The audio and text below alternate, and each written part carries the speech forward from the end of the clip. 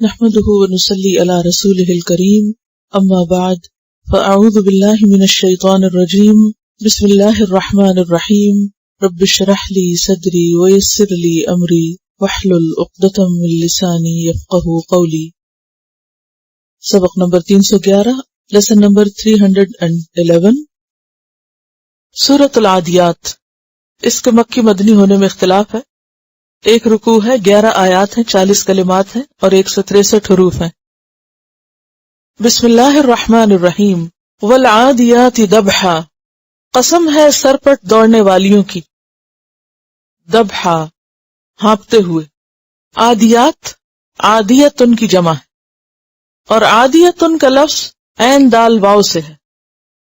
عدون کہتے ہیں تیزی سے دوڑنے کو، اور عادن کہتے ہیں تیز دوڑنے والا، اور عادیہ تیز دوڑنے والی۔ اب کیا چیز ہے یہ تیز دوڑنے والی اور کن کی طرف اشارہ ہے؟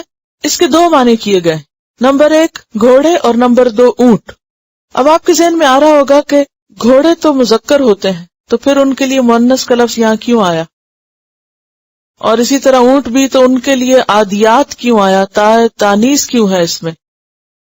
یہی سوال آپ کے ذہن میں پیدا ہوا تھا جب فرشتوں کی بات آئی تھی، والنازعات غرقن، کہ کیا فرشتے لڑکیاں ہیں کہ ان کو نازعات کہا گیا ہے، اور اسی طرح والصافات صفن کی بات میں بھی فرشتوں کے بارے میں مؤنث کا صیغہ استعمال ہوا تھا۔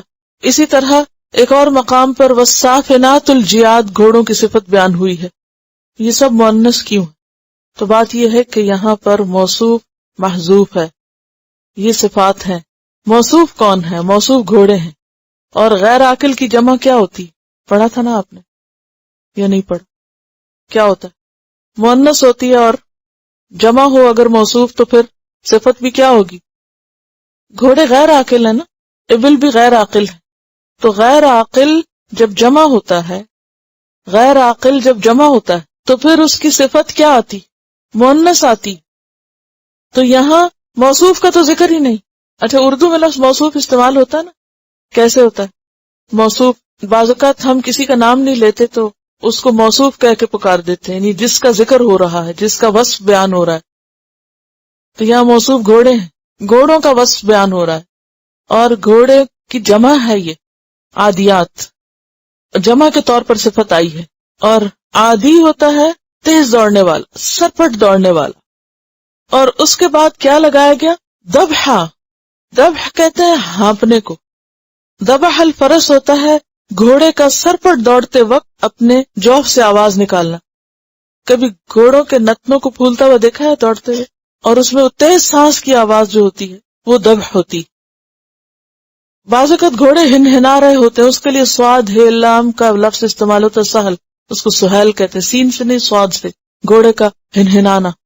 تو سرپٹ دوڑنے والے گھوڑے جو پھنکارے مارتے ہیں، پھنکارے مارتے ہوئے دوڑتے ہیں، ہنہناتے ہوئے نہیں، کیا کرتے ہوئے؟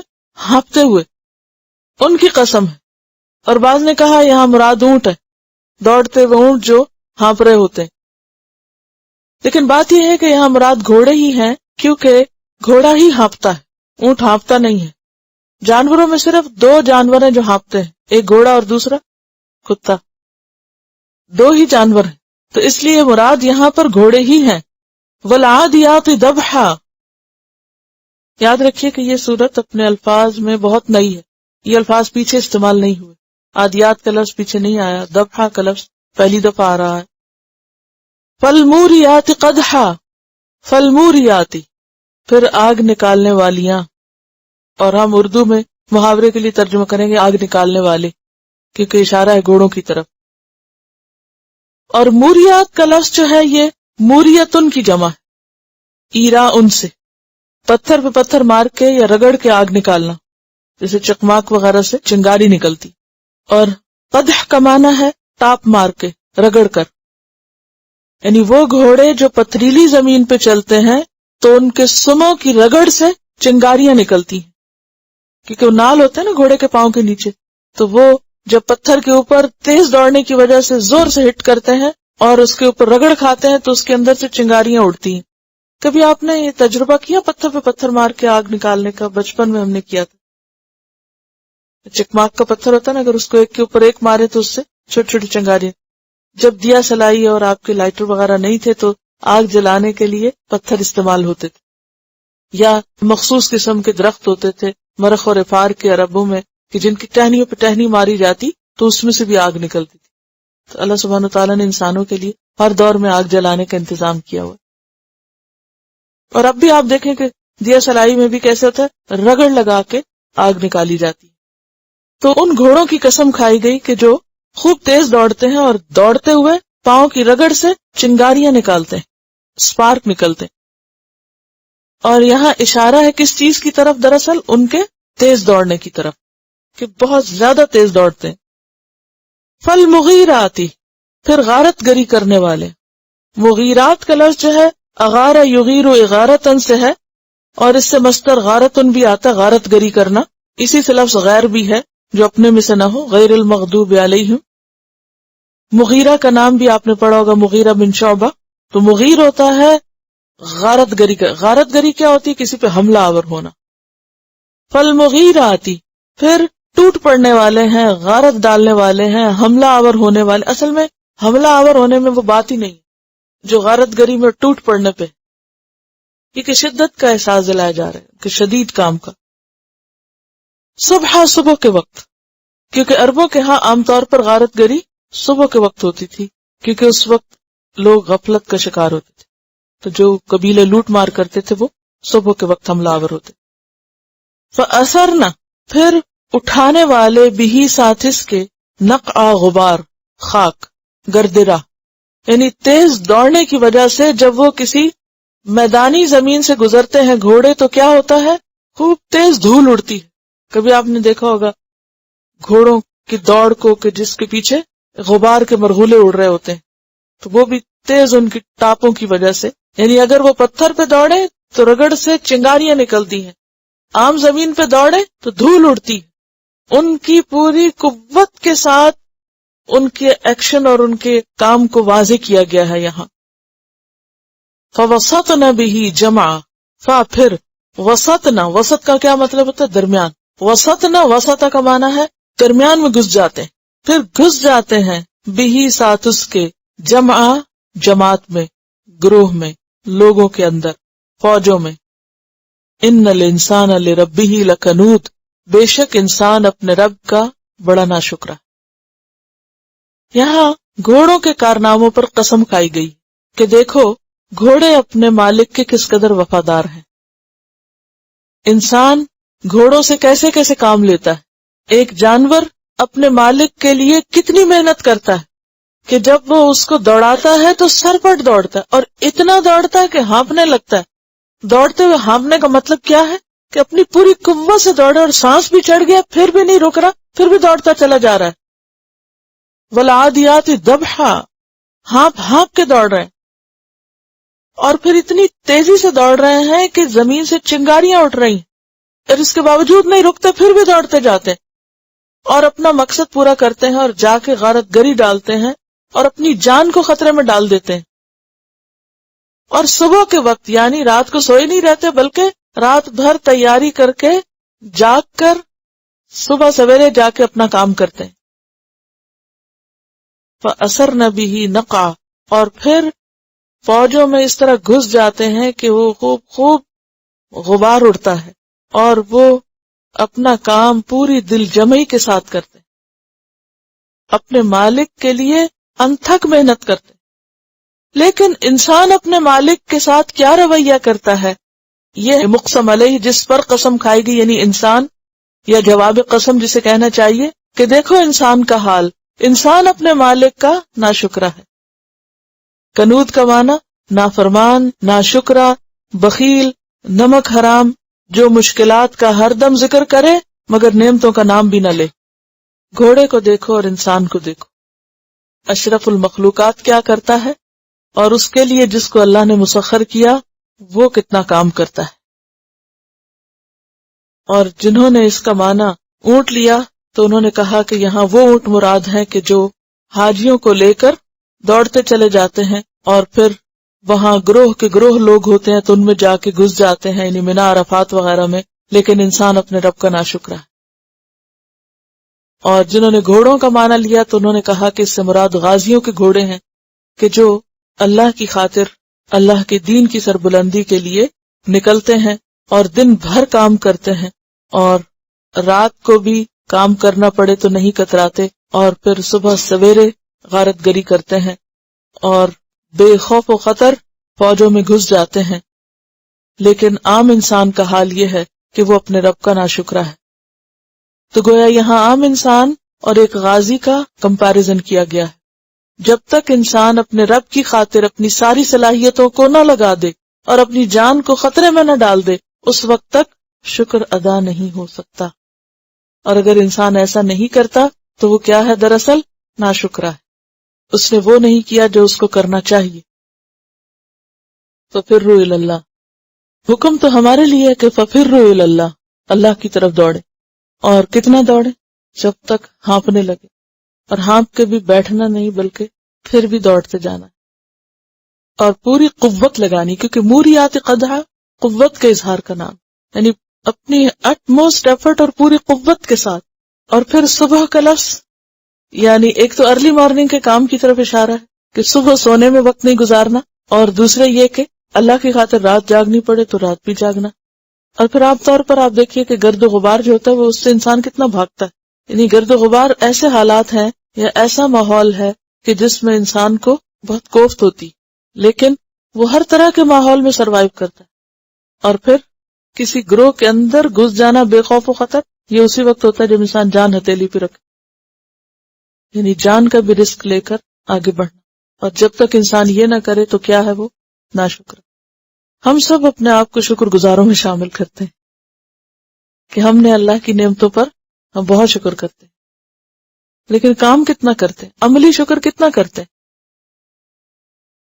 یعنی اگر اس کو اپنے اصل معنی میں لیں تو آپ دیکھیے کہ نبی صلی اللہ علیہ وسلم اور صحابہ کی زندگی کس میں گزری تھی، چند سالوں کے اندر کتنے غزوات ہوئے تھے، ایک ختم نہیں ہوتا تھا ایک شروع ہو جاتا تھا، ایک ختم نہیں ہوتا تھا ایک شروع ہو جاتا، حتیٰ کہ جنگ احد کے دن جب شکست ہوئی مسلمانوں کو اور وہ زخموں سے چور تھے، غموں سے چور تھے، اتنے شہید ہو گئے، اتنے زخمی ہو گئے، اور پھر پتہ چلا کہ دشمن کی فوج پھر لوٹ رہی، پھر بلایا گیا تو اسی حال میں اٹھ کے کھڑے ہو گئے۔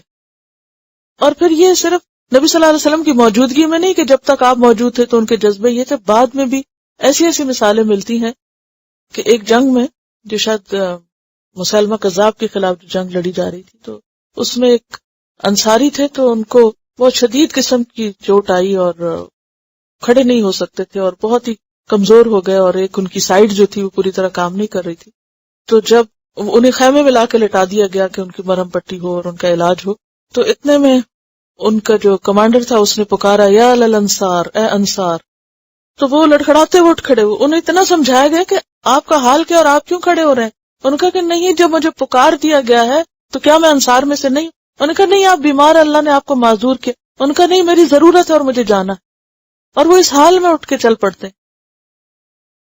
ہمارا تو ذرا سر درد ہو جائے، کچھ ہو جائے تو ہم کہتے ہیں بہت اچھی ایکسکیوز، اپنی جان کا بھی خیال کرنا چاہیے، اپنا بھی کچھ حق ہے۔ اب دیکھیے کہ ہم لوگ کیا کرتے ہیں، کمپیوٹر کے آگے بیٹھے ہوئے ٹائپ کر رہے ہیں، یہ کیا ہے؟ یہ کوئی کام ہے؟ یہ کوئی کام نہیں ہے۔ یہ کلاس میں بیٹھے ہوئے بولتے رہتے ہیں، یہ سنتے رہتے ہیں، یہ کیا کام ہے؟ یہ بھی کوئی خاص کام نہیں ہے۔ ٹھیک ہے، یہ بھی ایک محنت ہے، لیکن آپ دیکھیے کہ ان صحابہ نے کس طرح جسمانی تکلیفیں اٹھائی، جسمانی زخم۔ ان کو پتا تھا ہم جنگ میں جا رہے ہیں اور ہمارے ہاتھ کٹیں گے، ہمیں تیر لگیں گے، ہمارا خون نکلے گا، ہماری جان بھی جا سکتی ہے۔ اس کے باوجود وہ کس طرح کس جذبے کے ساتھ جاتے تھے۔ اگر ہمیں کو بتائے چلو فلاں جگہ جہاں تمہاری جان جا سکتی ہے، سچ بتائے ہمیں سے کتنے لوگ اٹھیں گے اور کتنے چلیں گے؟ ہم 100 دفعہ سوچیں گے اچھا جان جائے گی، جان چلی جائے گی، توبہ، ہم تو وہ راہ نہ لیں جہاں جان جانے کی بات ہو۔ ہماری قربانیاں کچھ بھی نہیں، ہم کچھ نہ کر کے بڑے مطمئن بیٹھے ہوئے کہ ہم نے بہت کچھ کر لیا۔ اور پھر یہ بھی ہے کہ زندگی کا ایک موقع ایسا ہوتا ہے کہ جب آپ جوان ہوتے ہیں اور آپ کو جسم آپ کا ساتھ دیتا ہے اور آپ بہت کچھ برداشت کر جاتے ہیں، لیکن جو آپ کا وقت گزرتا جاتا ہے اور آپ کی صحت اور آپ کی بہت ساری چیزیں کمزور پڑنے لگتی ہیں، آپ کی نظر، آپ کے سننے کی صلاحیت، آپ کے بولنے کی، آپ کے چلنے کی، تو اس سے پہلے کہ وہ وقت آئے، جو بھی اللہ نے طاقت کا وقت دیا ہے اس کا خاص طور پر صحیح استعمال ہونا ضروری ہے۔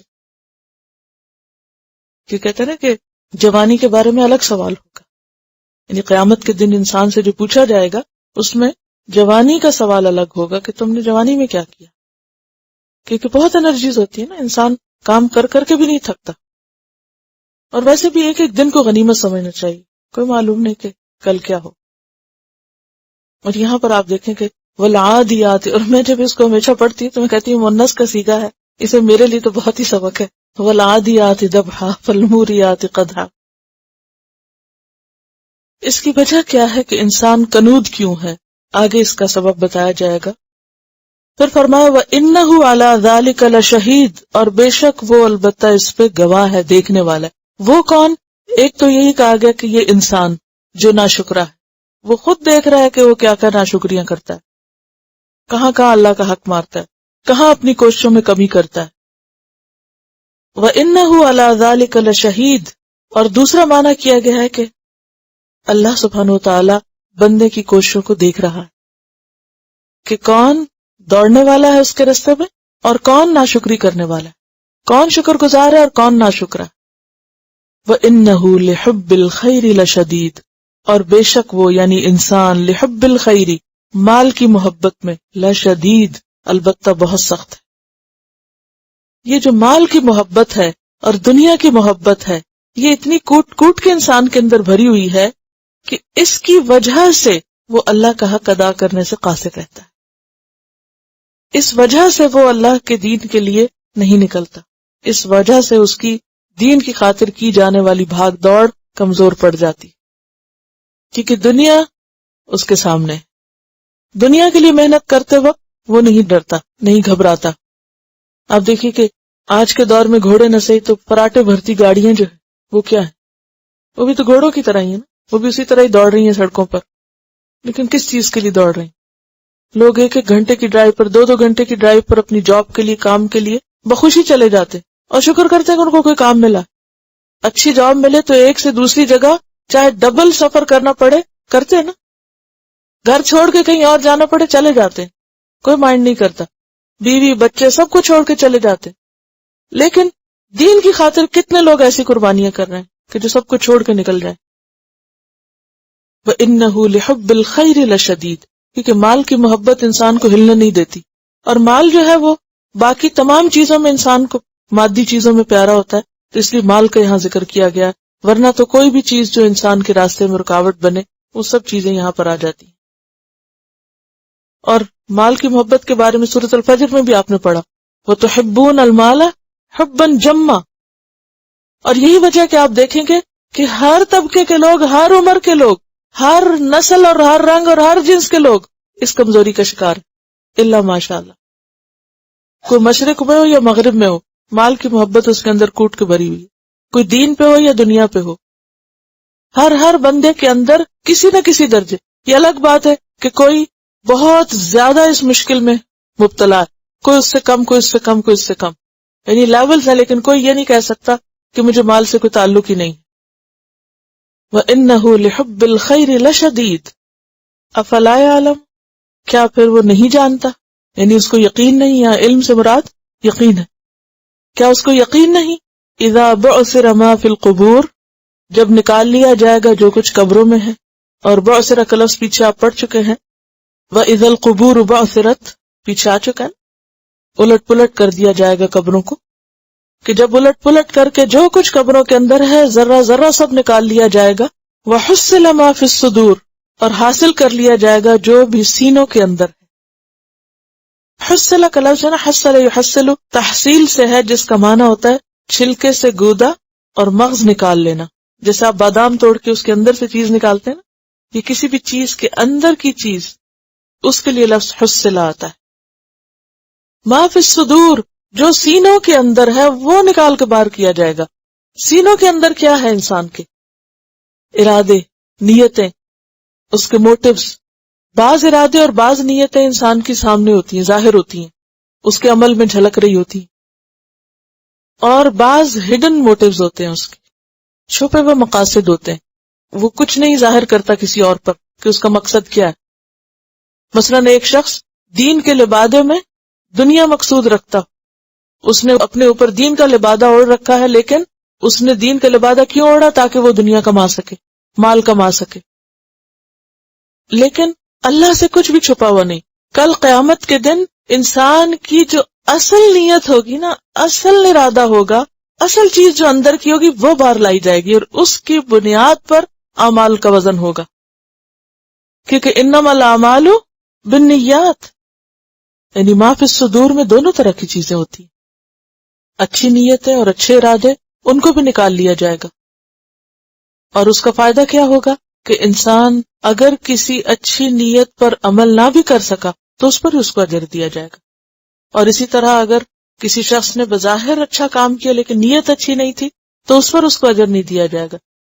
تو نیت جو ہے وہ بہت اہم چیز ہے. وَحُصِّلَ مَا فِي الصُّدُورِ إِنَّ رَبَّهُمْ بِهِمْ يَوْمَئِذٍ لَخَبِيرٌ، بے شک ان کا رب ان سے اس دن خوب باخبر ہوگا. رب تو آج بھی باخبر ہے، تو اس دن باخبر ہونے کا معنی کیا ہے؟ یعنی بدلہ دینے والا ہوگا. جو کچھ کسی نے کیا ہوگا اس کی خبر لے کے، اس کا حال معلوم کر کے، اس کے مطابق اس کو دے دے گا جو وہ اس کو چاہیے ہوگا.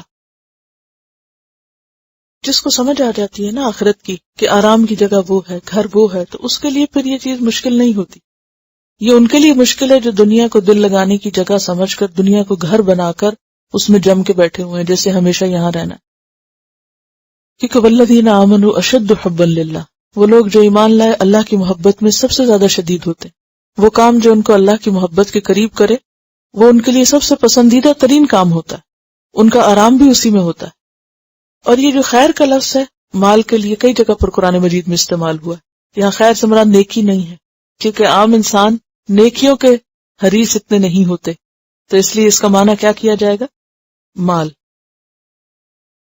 اس صورت کو اور پچھلی صورت کو ملا کر دیکھے تو اس سے کیا پتہ چلتا ہے کہ انسان کو اللہ کے راستے میں اپنی جان، مال اور قوت جو ہے اس کی، یعنی جو کچھ بھی ہے اس کے پاس، وہ سب لگا کے یہ ثابت کرنا ہوگا کہ واقعی وہ اس کا بندہ ہے اور واقعی اس سے وہ سب سے زیادہ محبت کرتا ہے اور اس کی خاطر ہر چیز قربان کر سکتا ہے. تلاوت. بسم اللہ الرحمن الرحیم.